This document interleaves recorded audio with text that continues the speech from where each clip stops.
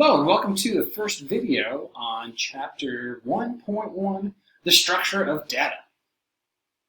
Alright, so in this chapter we're going to go over data, we'll define it, what exactly it is, and different ways of classifying data.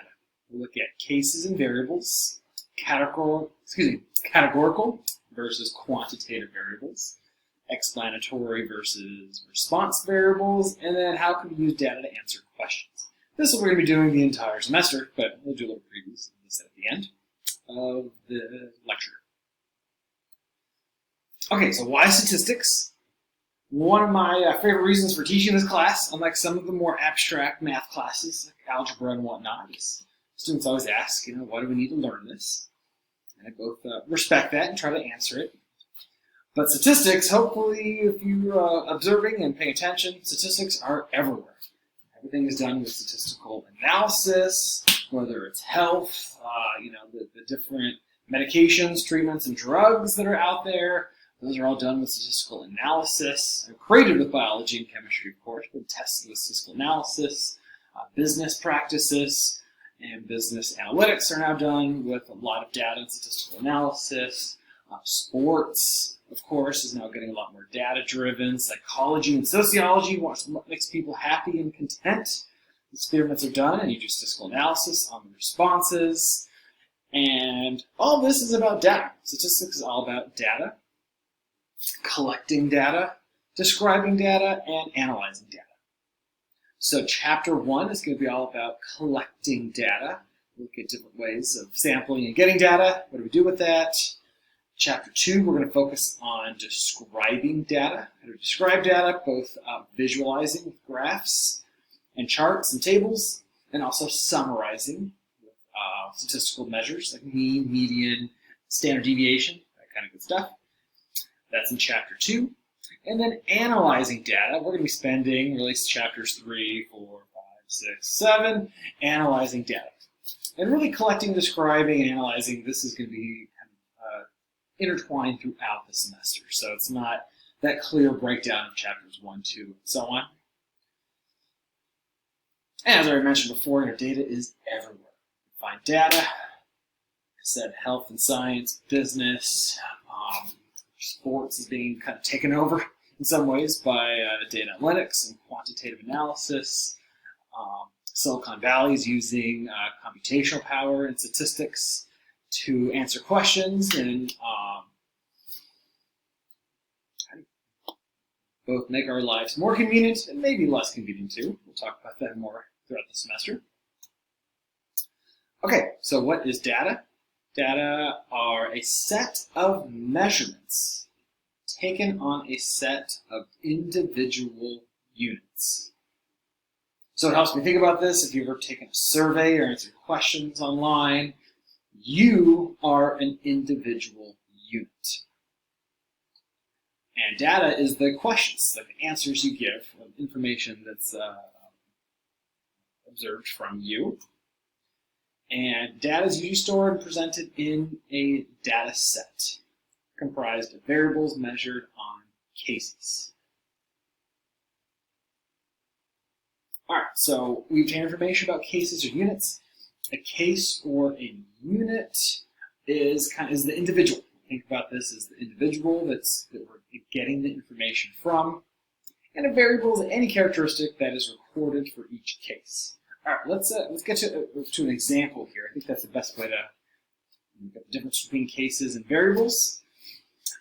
In data sets, the standard practice now, it's done in almost every single field in industry, is to make each case a row and each variable a column in a data set.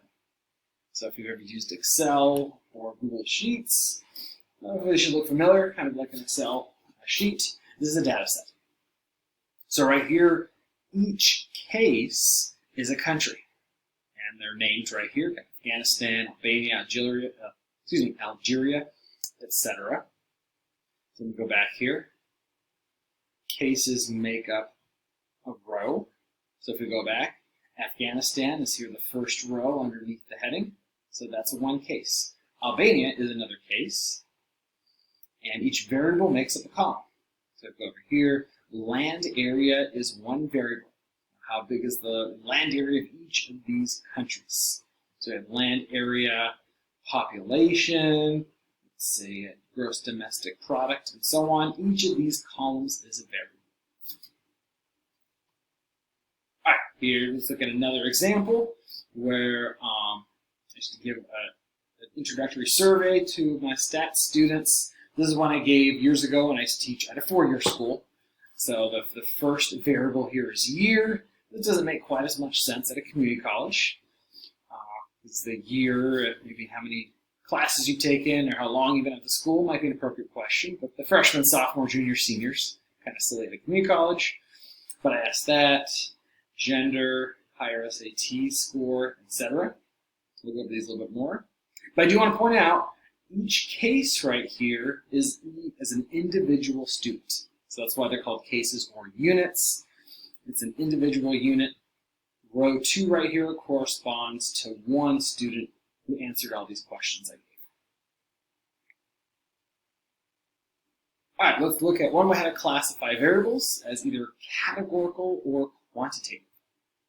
The categorical variable divides cases into groups, split them into categories or groups, and quantitative variable measures. As you think, measures a numerical quantity for each case.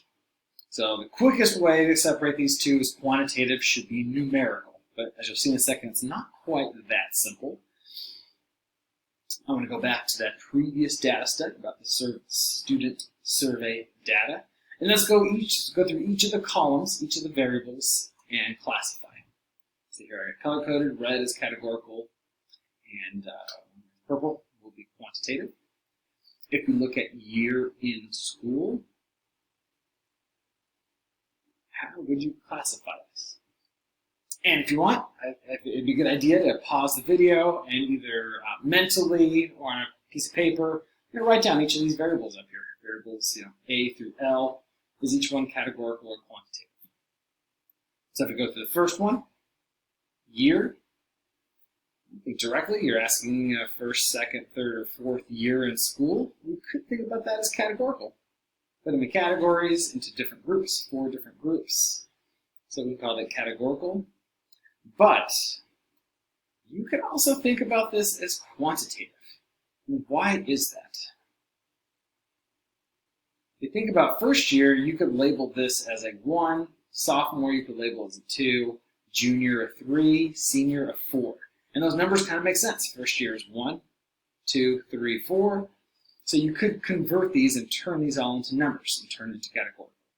So column A, it actually would be appropriate to use either categorical or quantitative. Gender, we would say this is categorical. Looking at 2 different categories. Now, I know some of you might be thinking, sometimes you could key in and say male corresponds with 0 and female corresponds with 1. And often that's done, especially when you're dealing with computer science, programming. But the 0-1 doesn't have a natural progression, like for the first, second, third, and fourth years. So even though you could convert these into numbers, this would still be categorical. Think about these as categories. All right, ask the students if they took the SATs in high school, did they do better on the math or verbal? Notice I did not ask them their scores. I just said, which one did you do better on? That would be categorical. So there's 2 different categories, just which one did you do better on? Whereas if I asked what's your score on the SAT, 1210, 1150, and so on, that would be quantitative. So even though you're getting at similar information, you ask a question differently, that is 2 different variables, 2 different types of variables. All right, so the next couple of these, hopefully you kind of see that GPA is a number, your GPA score, that is quantitative. The number of siblings you have, how many siblings, brothers and sisters, that's quantitative. Height in inches, quantitative. Weight, quantitative. I asked how many hours do you exercise per week, quantitative. Then asked how many hours of TV they thought they watched per week, quantitative. Their resting pulse rate, if you take your pulse in class or doing a survey, their pulse rate that is quantitative. Before I move on, I thought it was interesting. I don't know if they took their pulse incorrectly, or we had a first year here that was a little bit nervous that first day of class. 130 pulse rate. Or maybe they just have a high resting pulse rate.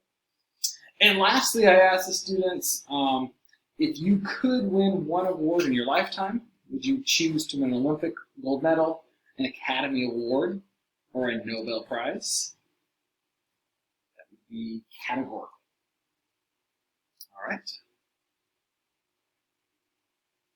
All right, so I want to go through two scenarios quickly, and go through each one and classify what are the variables, and is each variable categorical or quantitative? Can eating a yogurt a day cause you to lose weight? Does louder music cause people to drink more beer? All right. And interestingly, there have been studies done on both of these questions, and with some conditionals, you have to make some assumptions, and with some samples, actually the answer was yes to both these questions, strangely enough. Okay, but we don't want to answer the question necessarily. I'm going to switch over, excuse me here. Okay, let's go over these questions. Can eating yogurt a day cause you to lose weight? So I'm just going to go through and highlight, okay, yogurt a day. Maybe I should highlight that whole thing. And weight. All right, two variables. Let's go back here. Weight. And weight would definitely be quantitative. You definitely want to know how much someone weighs. And maybe I'll put on here before and after. So you really want to see if eating yogurt a day caused you to lose weight. To do an experiment, you want to have people eat the yogurt a day and then check their weight before and after. Okay. We could also ask for variables. Eat yogurt a day. All right. Would this variable be categorical or quantitative? You're asking, if you're doing a survey, if you're asking people, do you eat a yogurt a day? That would be categorical. But you could ask, how many yogurts do you eat per week? And now that would become quantitative. So even though both of these variables, do you eat a yogurt a day? Yes or no question.